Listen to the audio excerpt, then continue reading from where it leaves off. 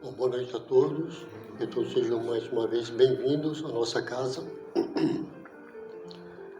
Nosso boa noite também aos seguidores do Facebook do Padre Evangelho e também do Comunitária Vida Nova, que nos persegue na internet, né? O nosso boa noite. E antes que nós comecemos a nossa exposição da noite, nós vamos fazer uma prece, né, como de costume. Eu convido a todos que nós possamos unir os nossos pensamentos em Deus, nosso Pai, em Jesus, o nosso Mestre, e possamos assim também nos unir aos amigos espirituais que mais uma vez estão conosco, os mentores desta casa, que estão sempre nos auxiliando, nos intuindo, nos orientando, e que nós possamos juntos buscar as lições desta noite, procurando a sua essência, procurando o seu ensinamento maior, para que isso possa, de alguma maneira, produzir efeitos positivos em nossa jornada, para que nós possamos ir galgando os degraus dessa jornada que parece tão grande e os objetivos tão distantes, mas que nós possamos perseverar neste caminho com a ajuda de Deus. E assim seja. Bom, pessoal, o tema escolhido para esta noite é caridade essencial. Essa é uma lição, está no capítulo 110 do livro Vinha de Luz, por Emmanuel, né? A autoria do Emmanuel, psicografia do nosso querido Chico Xavier. E as lições do Emmanuel estão sempre encimadas com um versículo, né? E é em cima desse versículo que ele descreve na lição relativa a esse versículo. E esse versículo é a segunda carta de João, no capítulo 6, versículo 6. Ele diz o seguinte: e a caridade é esta, que andemos segundo os seus mandamentos. Este é o mandamento, como já desde o princípio ouviste, que andeis nele. Correto? Vou procurar entender o que o João está dizendo, né? Então ele está falando o seguinte, que a vida cristã está resumida numa única frase, uma única palavra: viver segundo os ensinamentos de Jesus. Essa é a tônica, correto? E a gente poderia centrar isso em 3 itens, em 3 palavrinhas que seriam essenciais para a gente caminhar nesse sentido, que são a benevolência, né?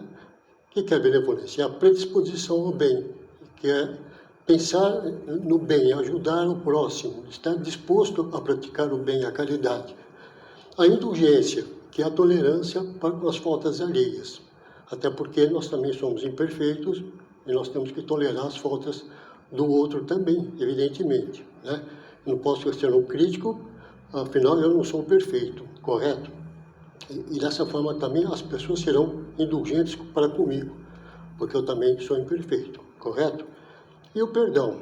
O perdão você pode ir do menor ao maior. Então, a progressão é quando você começa perdoando os pequenos delitos, vamos assim dizer, os pequenos acontecimentos, fica mais fácil para atingir os grandes. Então, é uma espécie de um treinamento que a gente vai fazendo, né? E então a gente começa perdoando aquelas pequenas faltas que temos no dia a dia, para um dia chegar até o perdão aos inimigos, que seria o perdão mais difícil, vamos assim dizer, correto? E o Emmanuel, nessa lição, ele vai dizer o seguinte, em resumo, que a caridade essencial começa dentro de nós e se manifesta em tudo aquilo que pensamos, fazemos, falamos e fazemos, correto? Então, essa caridade ela tem que vir de dentro, ela tem que vir preparada, correto? Então, é um cuidado que nós temos que ter conosco primeiro, antes da caridade exterior.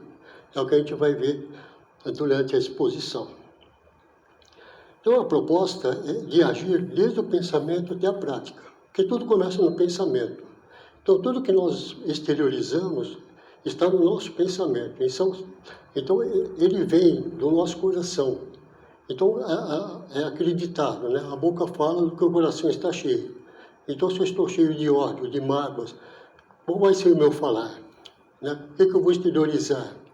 A não ser palavras com esse teor, com esse sentimento. Então é preciso que eu vigie o meu pensamento. Por isso que Jesus recomendou que a gente orasse e vigiasse e orasse, né?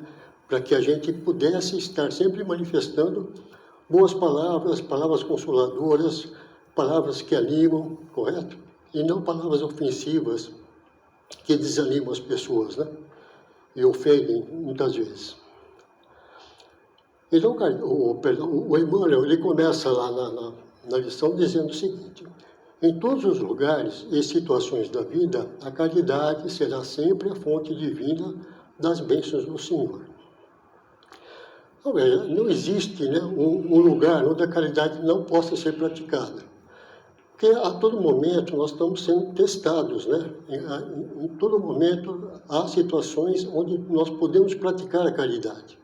São situações colocadas para que a gente possa, no caminho, perceber se há lá um necessitado, se tem alguém necessitado da nossa ajuda, da nossa atenção. Então, é para isso que nós estamos aqui, aprendendo com isso. E essas situações são colocadas de propósito, são as provas, são as expiações que fazem com que a gente vá aprendendo. E uma vez que a gente atinja essa maturidade, vamos assim dizer, a gente começa a exercer esse perdão, ou essa vivência, né, da caridade. Então, situações onde cabe a caridade. Então, em casa, no trabalho, no trânsito, no convívio diário, são todas situações que a gente está, no nosso dia a dia, convivendo com situações onde a caridade possa estar presente, onde nós podemos exercer essa caridade, né? Logicamente, quando eu falo de caridade, é sempre naquele aspecto geral da caridade, né? Porque a caridade, ela é uma coisa muito ampla, né? A gente não pode ficar preso àquela simples doação de um prato de comida, sabe? São atos muito simples, são caridade, evidentemente, mas há uma caridade muito mais profunda, muito mais até complexa, que nós temos que fazer para o nosso próprio benefício e em favor também do próximo. É dessa caridade que a gente fala.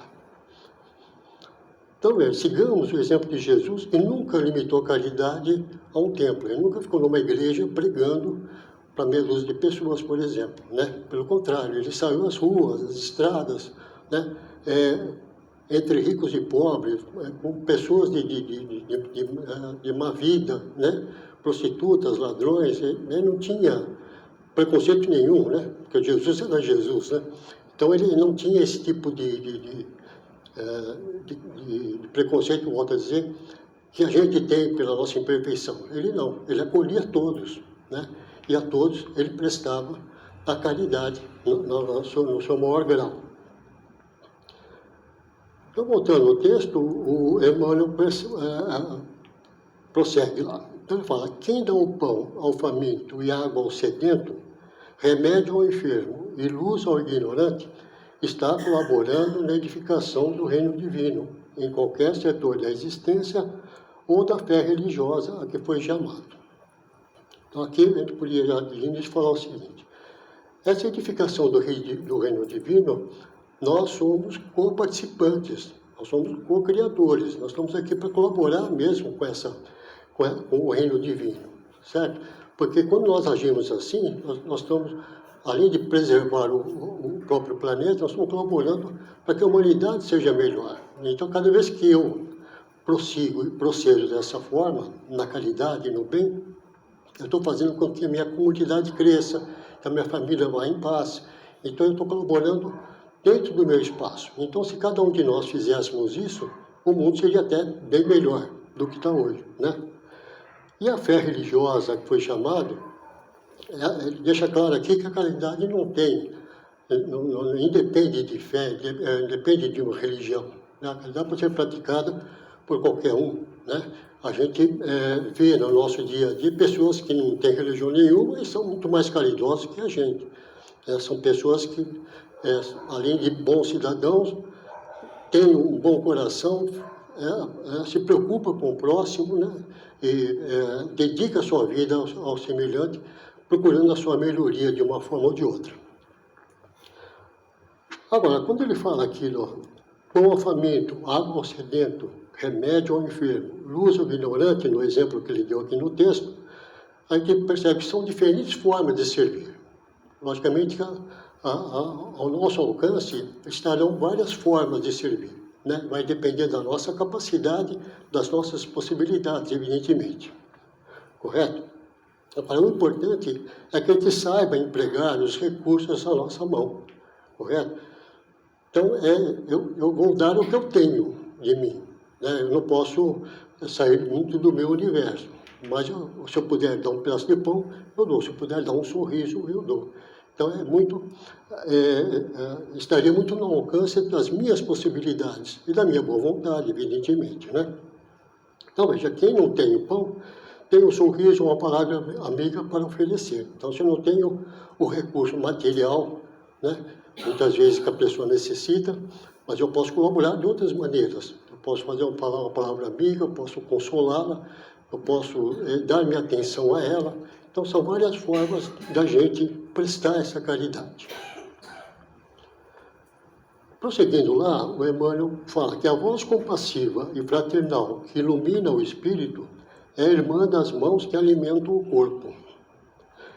Então, essa voz que consola, né, ela vale tanto quanto a mão que alimenta. É o mesmo peso, porque a gente não poderia diferenciar, tem o mesmo valor, correto? Porque vai servir a diferentes momentos, né?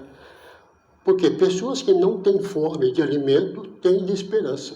Essa que é a verdade. De afeto, de compreensão, de respeito, fome até de serem ouvidas. Então, às vezes você vai topar com pessoas que não têm o problema do dinheiro ou da alimentação. Isso não tem esse problema. Mas ela tem outras carências. Então, é nesse aspecto que a gente tem que estar presente para suprir essa carência. Se é de afeto, se é de atenção, se é de aceitação, do que for, né? E até de serem ouvidas. Então, às vezes as pessoas entram aqui na casa espírita, vai ali na salinha, fala meia hora, chora e vai embora, mas ela queria ser ouvida, é isso que ela queria, né? Ela se aliviou, ela veio aqui, às vezes, desabafar, né? Às vezes nem fica para uma preleção, porque ela veio com o coração cheio de dúvidas e queria falar com alguém. E esse alguém estava lá para dar essa atenção, fazer essa caridade para com ela. Então, nós imaginamos, né, às vezes, a importância de alguns minutos de atenção, de orientação ou de um simples ensinamento ou conselho. Então, às vezes, algumas palavrinhas que a gente possa dar para uma pessoa, uma atenção, um conselho, uma orientação.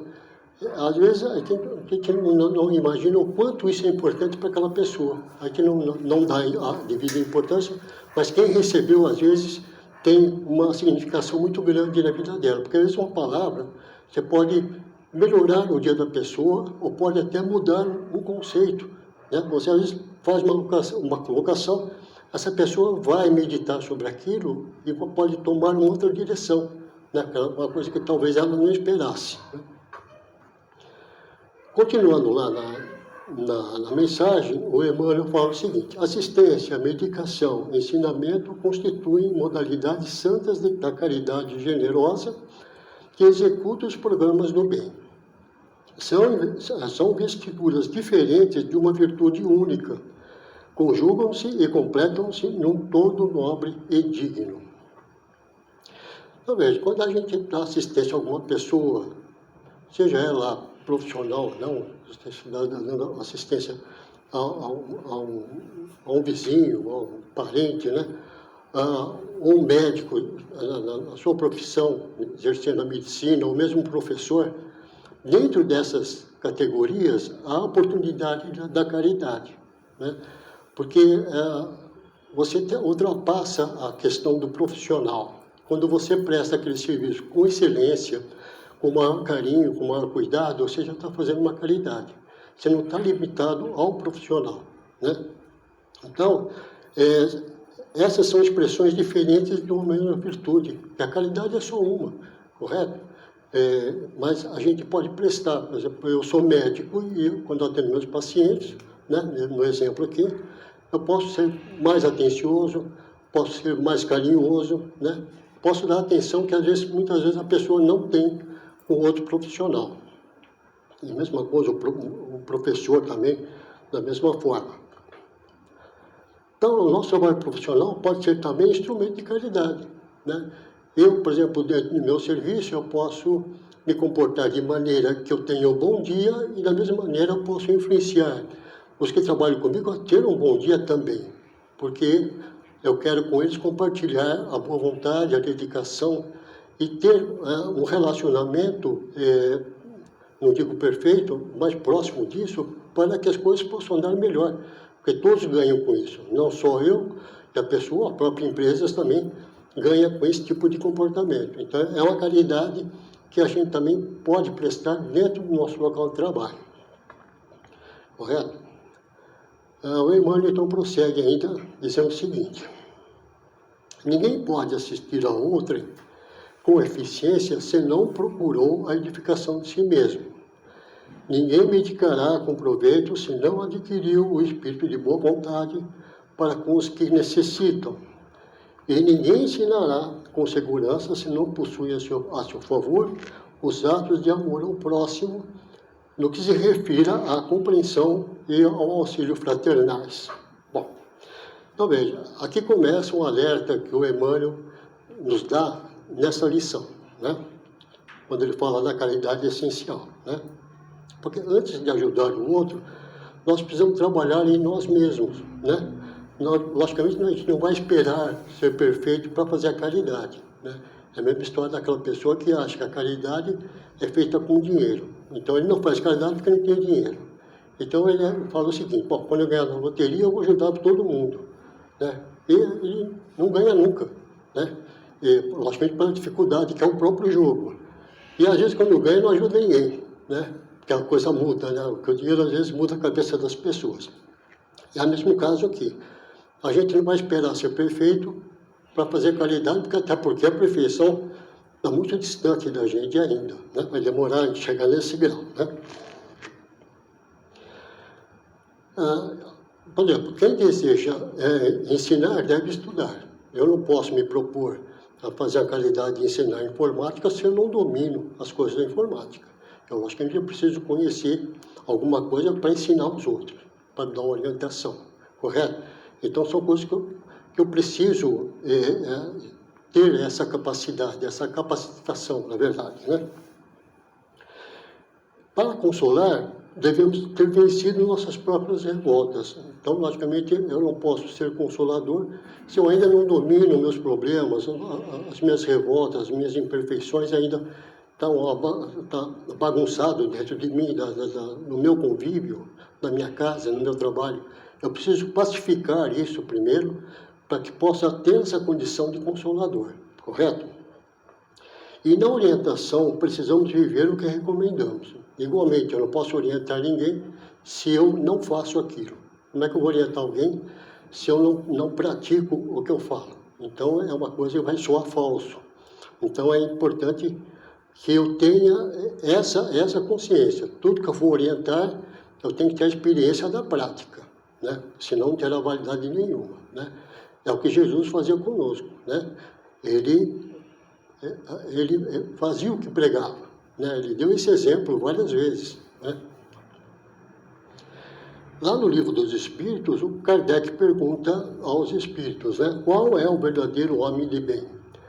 A resposta é aquele que pratica a lei de justiça, amor e caridade em sua maior pureza, né? Logicamente, a gente pode buscar essa pureza, mas logicamente a pureza é muito relativa, em virtude da nossa imperfeição ainda, mas nós temos que estar em busca né? Estar predisposto a buscar essa pureza, na prática da justiça, do amor e da caridade. Logicamente que a gente está nesse caminho, né? Nós estamos aqui aprendendo a fazer isso, né? Ou seja, a autoridade moral nasce do esforço de viver aquilo que se fala. Então, é um exemplo de novo com Jesus. Ele tinha essa autoridade moral porque ele vivia o que ele pregava, né? Literalmente. Então, a gente também tem que estar dentro desse nível para sermos autênticos, né? Logicamente, a nossa vida tem que se basear numa verdade. Ainda que isso seja difícil para nós ainda, Nós temos que buscar isso, sempre, né? Essa verdade, essa autenticidade. E o Kardec continua lá dizendo, perdão, Kardec não, Emmanuel, ele fala o seguinte: em razão disso, as menores manifestações de caridade, nascidas da sincera disposição de servir com Jesus, são atividades sagradas e indiscutíveis. Em todos os lugares serão sempre sublimes luzes da fraternidade, disseminando alegria, esperança, gratidão, conforto e intercessões benditas. Né? Olha, o que ele está dizendo aqui é que nenhum gesto de amor é pequeno, nenhum. Né? Quando você levanta no seu dia e fala um bom dia para o seu vizinho, que seja sincero, você possa carregar ali uma sinceridade, um amor, né? naquele simples bom dia. Porque se não for assim, é melhor nem dar bom dia. Né? Para que dar bom dia se você está odiando o seu vizinho? Não tem sentido. Então, se você for dar esse bom dia, que você faça com alegria, né? Que você possa ter essa disposição perante o seu semelhante. Né? Às vezes você pode pensar, foi só uma ligação, uma visita, né? Uma oração que você tenha dado, ou que você tenha recebido, né? Mas, para quem recebeu, aquilo teve muito significado, aquilo foi muito decisivo, né? Porque é uma coisa que pode mudar. A pessoa foi atendida, ela não esperava isso de ninguém, e alguém chegou lá e visitou, ela estava doente, né? E ninguém foi, mas você chegou lá e visitou. Então, aquilo pode mudar, sabe? Há um profundo significado nessas coisas, que a gente às vezes não entende, né? Mas são gestos simples que têm grande significação.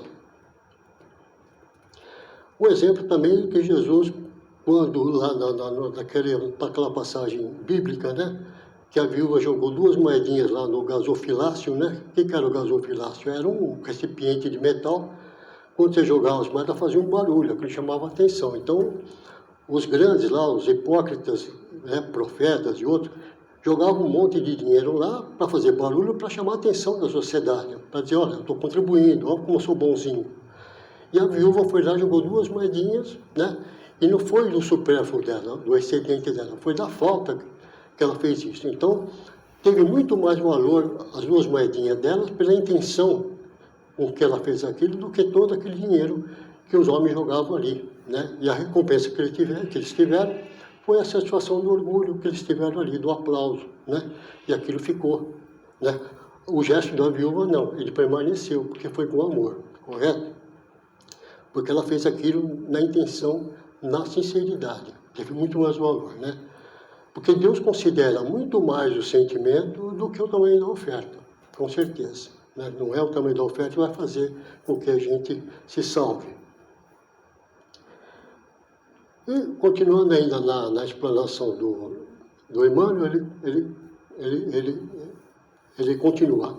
Antes, porém, da caridade que se manifesta exteriormente, nos variados setores da vida, pratiquemos a caridade essencial, sem o que não poderíamos efetuar a edificação e a redenção de nós mesmos. Aqui está o ponto central da mensagem dele, quando ele fala da caridade essencial, né? Por quê? Porque existe uma caridade que nós praticamos, né? Essa exterior, mas existe essa caridade essencial, que é a interior. Essa caridade que é voltada para nós mesmos. Porque a gente precisa entender o seguinte, a gente está numa jornada única, ela é individual. Ninguém vai fazer isso por nós, ninguém. O que nós vamos ter é a ajuda do plano maior, através dos seus mensageiros, que possam nos orientar, estar sempre nos alertando dos caminhos, correto?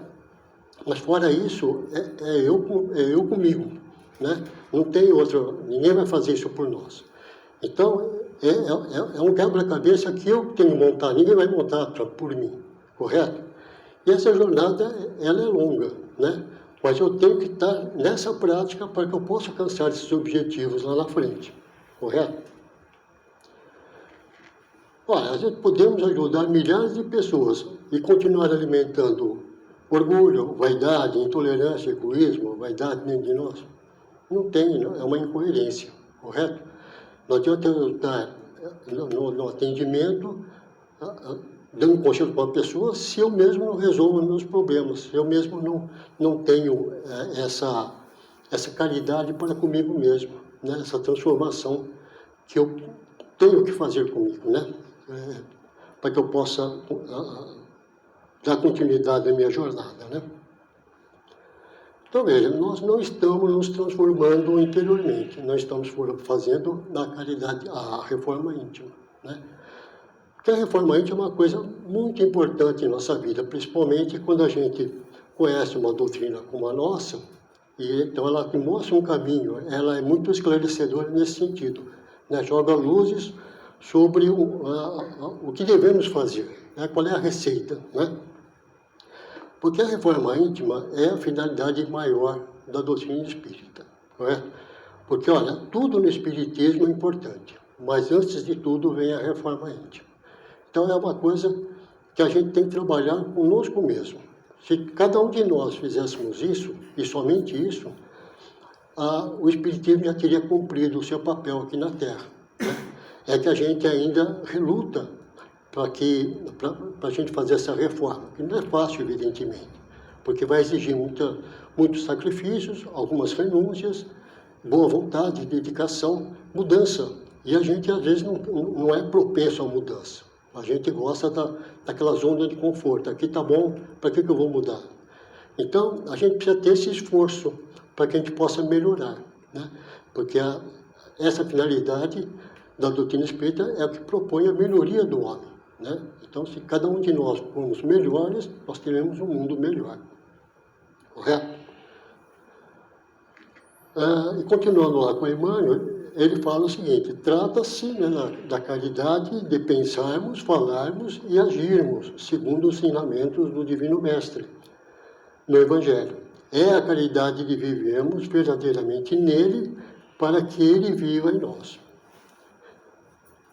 Então, o que é essa caridade essencial, né?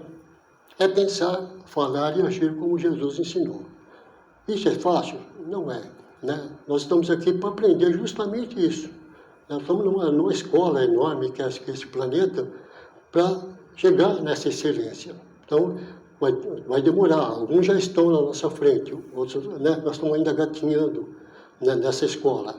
Mas é preciso que a gente se esforce para que a gente comece a entender isso e agir como Jesus agiu, né? Lógico que isso vai demorar um pouco, mas nós temos que ser perseverantes, correto? Então, veja, não basta evitar palavras ofensivas, temos que vigiar nossos pensamentos. Então, voltamos ao que eu estava dizendo lá atrás.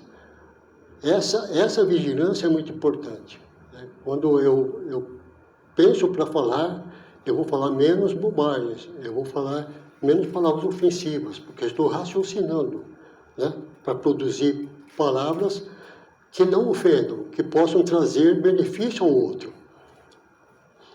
Porque nossas palavras nascem do que alimentamos dentro de nós. Logicamente, se eu vivo magoado, se eu carrego ódio no meu coração, quais são as palavras que saem da minha boca? São palavras com esse teor, com esse sentimento. Então, é importante que eu possa refinar isso, que eu possa regular isso dentro de mim, para que o meu falar seja mais suave, seja mais caridoso para com o semelhante. Então, veja, dessa maneira, quantos conflitos seriam evitados se aprendêssemos a pensar antes de falar? Quantos? Porque, veja, às vezes o conflito nasce de uma pequena dissensão, de uma pequena detalhe, às vezes de uma coisa que a pessoa disse, você não concordou, e começa um bate-boca, aí começa a ofensa, né? E está criada a confusão. Então, se a gente, uma dessas pessoas, parasse para pensar, né?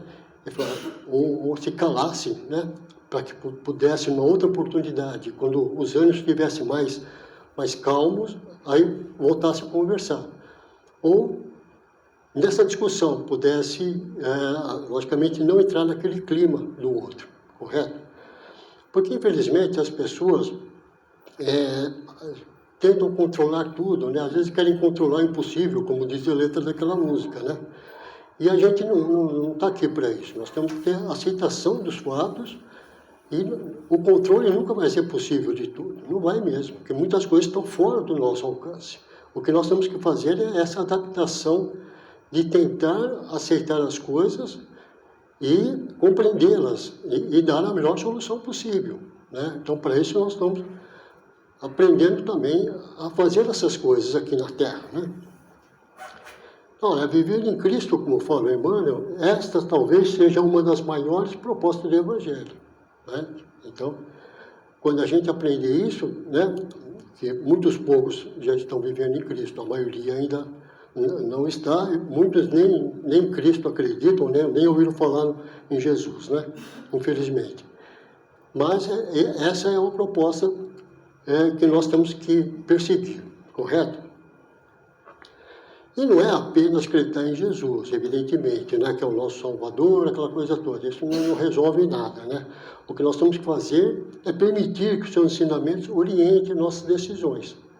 Então, quando eu sigo os ensinamentos que Jesus deixou, na medida do possível, né, eu posso empregar isso no meu caminho, na solução dos meus conflitos, então eu já estou tentando ou começando a viver em Cristo, correto?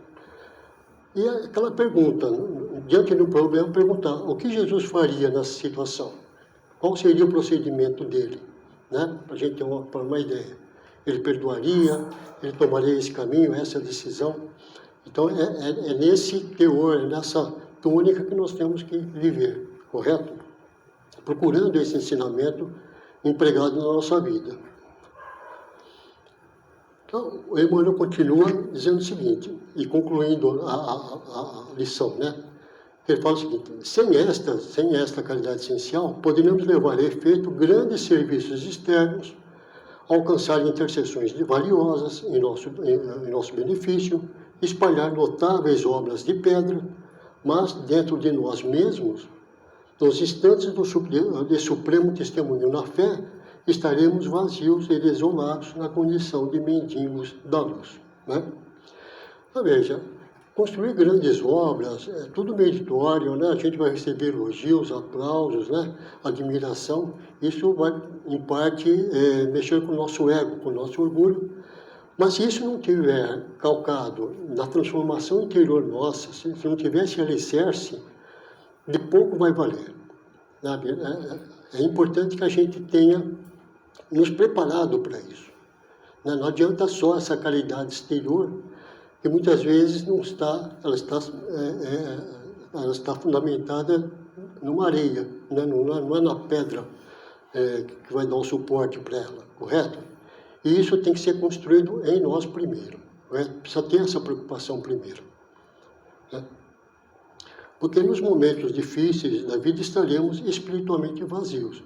Porque se essa caridade ela não foi prestada com essa estrutura que nós criamos interiormente, com amor, ela não terá validade, nós não levaremos isso né, depois que desencarnarmos, né, não terá esse valor, né? Porque, veja, a verdadeira riqueza é aquela que levamos conosco após a morte. Então, essa verdadeira riqueza é o que? São as virtudes, são as coisas que fizemos verdadeiramente com amor, com dedicação, com boa vontade, sem esperar reconhecimento de ninguém, nem agradecimento. Porque muitas vezes as pessoas são ingratas e nós temos que compreender isso também, correto? Ter essa aceitação. Fizemos a nossa parte. O agradecimento não é necessário, correto? E essa riqueza são as nossas virtudes, né? Nosso amor, nossa humildade, nossa transformação moral, coisas que nós vamos conquistar com a reforma íntima. A reforma íntima é para isso, é para transformar vícios e defeitos em virtudes. Logicamente, a gente vai demorar muito tempo para construir isso, mas aos poucos, a cada encarnação, a gente vai fazendo uma conquista, por menor que seja, sempre é um avanço, correto? Olha, tudo mais que não foi empregado no amor, que não foi empregado em caridade, dedicação, vai ficar aqui na Terra, né? Isso nós não levaremos, correto? Só levaremos essa riqueza, essa transformação de valor moral, certo? Muito bem. Antes da conclusão, eu queria contar aqui uma história que eu acho que vai exemplificar aqui o que eu disse até agora. É o caso de Pedro Neves. Esse caso de Pedro Neves está no livro do André Luiz, Sexo e Destino. e onde ele conta esse caso. Algum de vocês já deve ter lido essa história, né? Então, quem era Pedro Neves?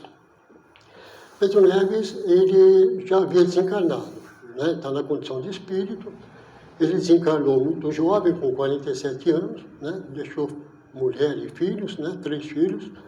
A caçula tinha 7 anos, quando ele desencarnou.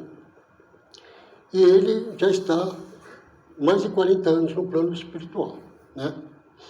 E nos últimos 20 anos, ele vem prestando um grande serviço de caridade, que é o de recepção lá em Nosso Lar, na colônia Nosso Lar, das pessoas que saem do umbral e são acolhidas, né? E ele é um desses espíritos que faz esse trabalho de acolhimento, de orientação, de mostrar quais são os procedimentos a partir dali, né? Mostrar a situação real daquele espírito que ainda está em sofrimento, correto?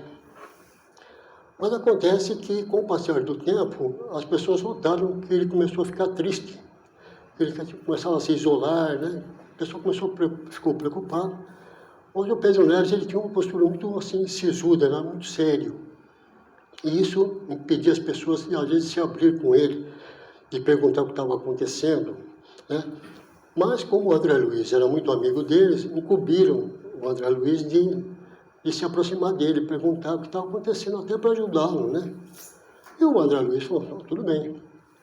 E uma tarde lá, ele convidou o Pedro Neves para dar uma volta, e o André Luiz, o Pedro Neves falou para ele, como é que vai, tudo bem?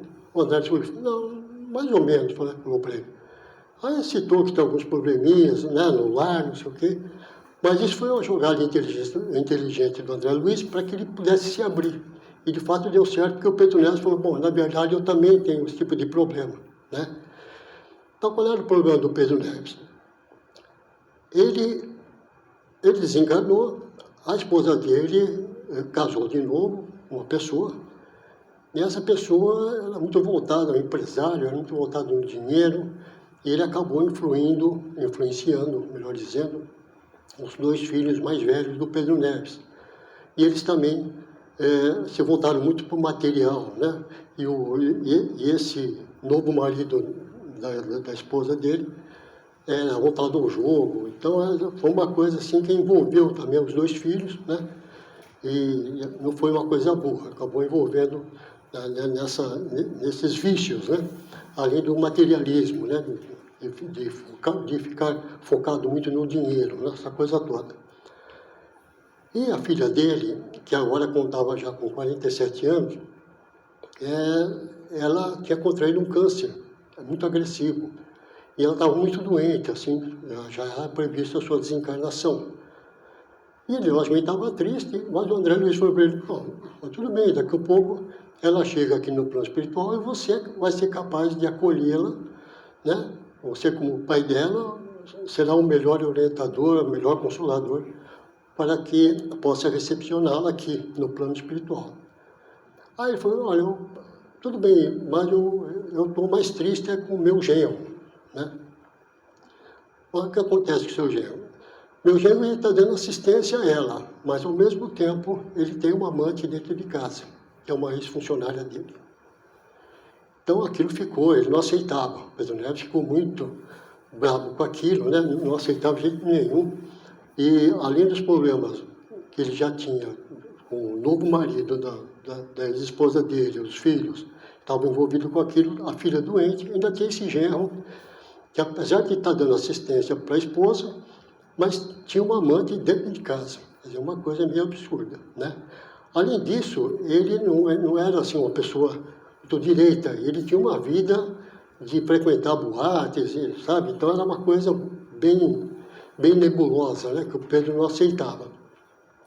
E o André Luiz propôs de formar uma equipe e partir aqui para o planeta para socorrer não só a filha dele, mas também ver aí o genro, o que podia fazer em favor do genro, né?